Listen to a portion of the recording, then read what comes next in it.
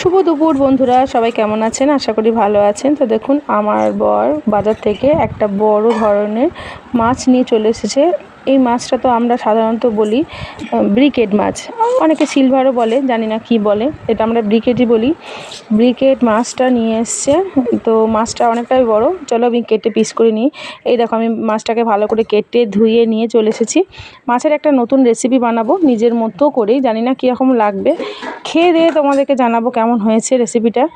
মাছটা কিছু কিছু মাছ আমি নিয়ে নিলাম, এই মাছ কটাকে নেবো আমি রেসিপিটা বানানোর জন্য। তো চলো রান্নাটা করি। এখানে তেল দিয়ে দিয়েছি কড়াইয়ের মধ্যে তেলটা দিয়ে একটু ভালো করে গোটা কড়াইয়ে তেলটাকে নিয়ে নিলাম। এবার মাছগুলোকে একে একে ভেজে নেব। মাছগুলোকে ভাজতে দিয়ে দিয়েছি, হালকা ভাজবো, খুব কড়া করে ভাজবো না, হালকা হালকা ভেজে নেব। তো চলো, এরকম আমার মাছগুলো মোটামুটি ভাজা হয়ে গেছে। এবার আমি মাছগুলোকে তুলে নেব। একে একে সমস্ত মাছ আমি তুলে নিলাম, আর এইভাবেই সমস্ত মাছগুলোকে আমি ভেজে নেব। তো তোমরা এরকম মাছ খেতে কে কে পছন্দ করো জানিও কমেন্টে। আমার ভালো লাগে এই ব্রিকেট, সিলভার, এই মাছগুলো একটু বড় হলে ভালো লাগে। ছোটো ছোটোগুলো অতটা ভালো লাগে না, বড়গুলো ভালো লাগে। এই রেসিপিটা যেটা আজকে বানাবো আমি, এই রেসিপিটা তোমরা পোনা মাছ বা কাতলা, রুই এসব দিয়েও করতে পারো। তো দেখো, প্রথমে আমি এখানে কালো জিরে, গোটা গরম মশলা, তেজপাতা আর শুকনো লঙ্কা একটু ফোড়নে দিয়েছি। তারপরে কিছুটা পেঁয়াজ দিয়ে দিয়েছি। আর এখানে এখন মশলাগুলো বাটা আছে। এখানে আছে আদা রসুন বাটা, জিরে বাটা, আর আছে এখানে কিছুটা সর্ষে বাটা, আর আছে কাজু, পোস্ত, চারমগজ একসাথে বাটা। তো চলো, এখানে আমি আদা রসুন বাটা, জিরে বাটা, আর এখানে কিছুটা শুকনো লঙ্কা আর কালারের হচ্ছে লাল লঙ্কার গুঁড়ো দিয়েছি একসাথে। তো সব কিছু দিয়ে একটু ভালো করে মিক্স করে নিচ্ছি। একটু তেলটা ছেড়ে এলে তারপরে আমি এর মধ্যে দিয়ে দেবো কিছুটা টক দই। তো টক দইটা আমি ছোটো প্যাকেট নিয়েছিলাম, তাই একটু ভালো করে ফাটিনি, ওর মধ্যেই ফেটে নিয়েছিলাম। তো সেটাকে দিয়ে একটু হালকা আঁচে ভালো করে মিক্স করে নেব।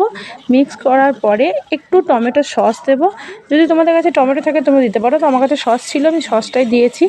কারণ সসটা দিলে একটু টেস্টটা অন্যরকম আসে, আমার তো খুব ভালোই লাগে খেতে সস দিয়ে। তো যাই হোক, ভিডিওটা একটু লম্বা হয়ে যাবে, লম্বা হয়ে গেলে সবাই একটু দেখো শেষ পর্যন্ত, আশা করি শেষ পর্যন্ত দেখলে সবার খুব ভালোই লাগবে। তো এখানে দেখো, আমি কাজু, চারমগজ, পোস্ত যে বাটাটা ছিল সেটাকেও দিয়ে দিলাম, তেলটা ছেড়ে এসছে তারপরে। তো এটাও দেখো ভালো করে কষে নিয়ে তেল ছেড়ে চলে এসেছে। এবার আমি সর্ষেটা বেটে রেখেছিলাম, সেই সর্ষেটাকে একটু ভালো করে ছেঁকে ওর জলটা দিয়ে দেবো এর মধ্যে। এটা যদি সাদা সর্ষে হয় সব থেকে বেশি ভালো হয়। তো যাই হোক, আমি এটাকেও দিয়ে দিলাম। এটাকে দিয়ে একটু ভালো করে নেড়ে চেড়ে নেব, দিয়ে জল দিয়ে দেবো। তো এই রকম রেসিপিটা যদি আমরা পোনা মাছ, কাতলা মাছ বা রুই মাছের করতে যাই, তো সর্ষেটাকে তখন না দিলেও হবে। সর্ষেটা ছাড়া এই রেসিপিটা কিন্তু দারুণ লাগবে। তো এই দেখো, আমি জল দিয়ে ভালো করে ফুটিয়ে নিয়েছি। এখানে একটু নুন আর একটু চিনি দিয়ে দিয়েছি, আর কটা চেরা কাঁচা লঙ্কা দিয়েছি এর মধ্যে। তো চলো, এবার মাছগুলোকেও দিয়ে দিলাম। মাছগুলোকে ভালো করে দিয়ে ফুটিয়ে নিলাম। তো সত্যি বলছি, রেসিপিটা এত সুন্দর হয়েছিল, কি বলবো, নিজেরা বাড়িতে বানিয়ে খেয়ে দেখো একবার।